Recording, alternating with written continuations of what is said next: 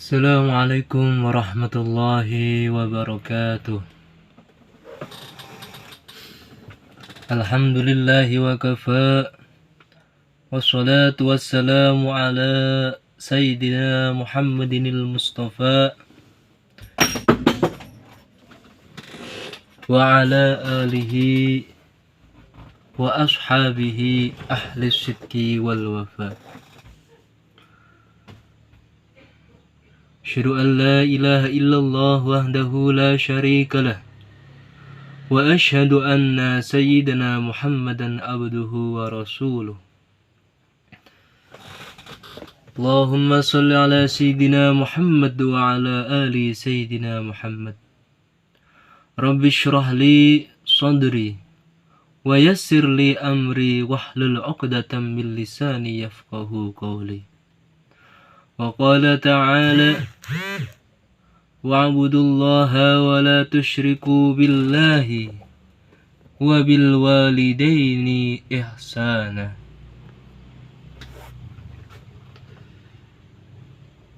Yang kami hormati segenap para ulama, para ustadz, pengurus masjid, ketua takmir masjid, dan anggotanya yang semoga selalu diberkahi oleh Allah Subhanahu wa ta'ala. Yang kami muliakan, yang kami hormati seluruh bapak-bapak dan ibu-ibu jamaah salat subuh Masjid As-Salam, yang alhamdulillah pada pagi hari ini kita bisa bersama-sama melaksanakan sholat subuh secara berjamaah.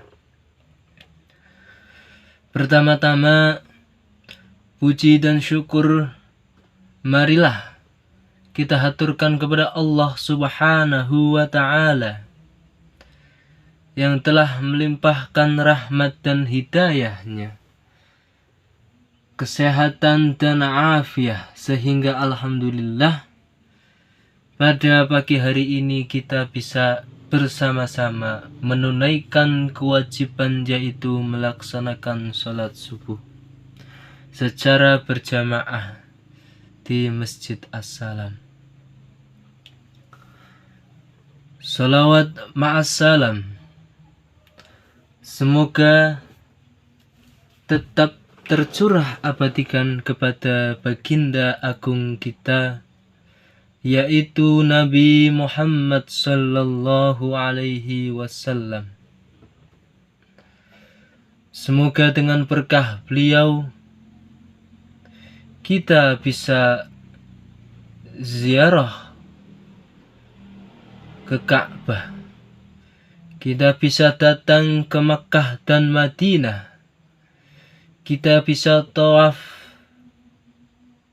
di Ka'bah, kita bisa sa'i di Mina dan Marwah, kita bisa jalan-jalan ke Jeddah dan lain sebagainya. Semoga dengan kerinduan kita kepada Nabi Muhammad sallallahu alaihi wasallam membukakan pintu rizki kita untuk ziarah ke Mekah dan Madinah, membukakan pintu untuk kita bisa tawaf di Ka'bah, untuk kita bisa sa'i di Mina dan Marwah, untuk kita bisa melempar jumroh, untuk kita bisa ziarah jalan-jalan di Jeddah dan lain sebagainya. Jamaah salat subuh Masjid As-Salam yang dimuliakan oleh Allah Subhanahu wa ta'ala. Seringkali kita mendengar bahwa pada sebuah awal pidato atau ceramah menyampaikan puji syukur kepada Allah yang telah memberikan kenikmatan iman dan Islam. akan tetapi tidak menyampaikan satu pilar lagi yang mendampingi iman dan Islam, yaitu konsep ihsan. Padahal tiga istilah ini, tiga konsep ini disampaikan utuh dalam satu hadis Nabi. Jika kita lihat secara bahasa, ihsan berasal dari makna kebaikan atau berbuat baik. Tasrifnya yaitu ahsana yuhsinu ihsanan, mengikuti wazan af'ala yuf'ilu if'alan. Kalau kita lihat dari sulasi mujarradnya atau tiga fiilnya, berasal dari fiil mati hasuna yahsunu. Sama juga artinya kebaikan. Akan tetapi tiga konsep ini adalah sebuah tiga sisi segitiga yang tidak dapat dihilangkan satu sama lain. Ada di dalam Al-Quran disebutkan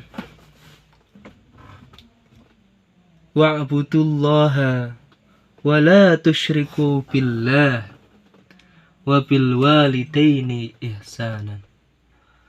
Dan menyembahlah kamu sekalian kepada Allah, wala tusyriku, dan jangan menyekutukan satupun billahi dengan Allah, wa bil walidaini ihsana, dan kepada kedua orang tua kita, baik ketika hidup maupun sudah meninggal, baik kepada bapak ataupun kepada ibu, ihsana, berbuat baik. Lebih lengkap dalam sebuah hadis yang diriwayatkan oleh Umar ibn al-Khattab. Di kitab hadis Arba'in disebutkan pada nomor 2 hadis, An Umar ibn al-Khattab bainama nahnu julusun 'inda Rasulillah sallallahu alaihi wasallam. Ketika suatu kita para sahabat sedang duduk-duduk bersama dengan Kanjeng Nabi Muhammad, idh tala'a rajulun syadidu bayadis siyabi. Tiba-tiba idh tala'a muncul rajulun, seorang laki-laki, syadidu bayadis siyabi, yang bajunya itu sangat putih mengkilau bercahaya. Wasyadidu sawati sya'ri, dan rambutnya sangat hitam pekat. Kemudian dia duduk di depan Nabi dan tangannya menyentuh ujung paha Nabi. Kemudian dia berkata, akhbirni anil Islam, hai Nabi, kabarkanlah kepadaku apa itu agama Islam. Kemudian Nabi menjawab dengan rukun Islam yang kita lima itu tadi, yang kita ketahui adalah tasyhadu an la ilaha illallah wa anna Muhammad Rasulullah, qiyamus shalah, ita'iz zakah, wa hajjul baiti man istata'a ilaihi sabila, syahadat, salat, berpuasa, dan menunaikan ibadah haji bagi yang mampu. Kemudian dia menjawab, shadaqta ya Rasulullah, kamu benar wahai Nabi. Fa'ajibuni, para sahabat bingung sekaligus takjub. Ini kita sedang duduk-duduk bersama Nabi, kok tiba-tiba ada orang laki-laki memakai baju putih bersih, mengkilat, wangi, dan rambutnya sangat hitam pekat.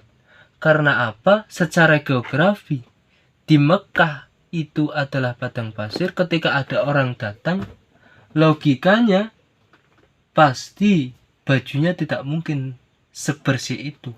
Pasti ada debu, pasti ada kotoran, terkena angin, dan lain sebagainya. Itu keheranan pertama yang dialami oleh para sahabat. Keheranan yang kedua adalah dia bertanya kepada Nabi, kemudian dia menjawab sendiri apa pertanyaannya itu, sodakta, kamu benar Nabi. Kemudian dia bertanya tentang iman. Akhbirni anil iman. Iman itu apa? Iman itu ya iman kepada Allah, kepada Rasul, malaikat, kitab-kitabnya, qada dan qadarnya Allah. Dan yang ketiga dia bertanya, akhbirni anil ihsan. Informasikanlah kepadaku apa itu ihsan. Nabi menjawab, qala al-ihsan an ta'budallaha ka'annaka tarahu fa illam tara fa innahu yaraka. Ihsan itu seolah-olah kamu melihat Allah. Jika tidak bisa, maka kamu ka'annahu yaraka, maka sesungguhnya Allah itu selalu mengawasi dan melihat kamu. Jadi ihsan itu apa? Ihsan adalah kita selalu diawasi dan dilihat oleh Allah. Ketika kita tidak bisa, kita selalu melihat Allah. Ihsan itu apa? Kita selalu melihat Allah. Atau kalau tidak bisa, kita selalu dilihat atau diawasi oleh Allah. Tidak jauh ketika seseorang bekerja di suatu perusahaan atau korporat atau kantor, di situ ada CCTV, maka itu implementasi dari ihsan. Kita selalu diawasi. Yang terjadi apa ketika selalu diawasi? Kita bekerja dengan maksimal. Ketika dengan ihsan, maka kita selalu beribadah dengan serius karena selalu diperhatikan, dilihat oleh Allah. Ibadah kita hanya karena Allah, tidak mengharap karena dilihat oleh manusia.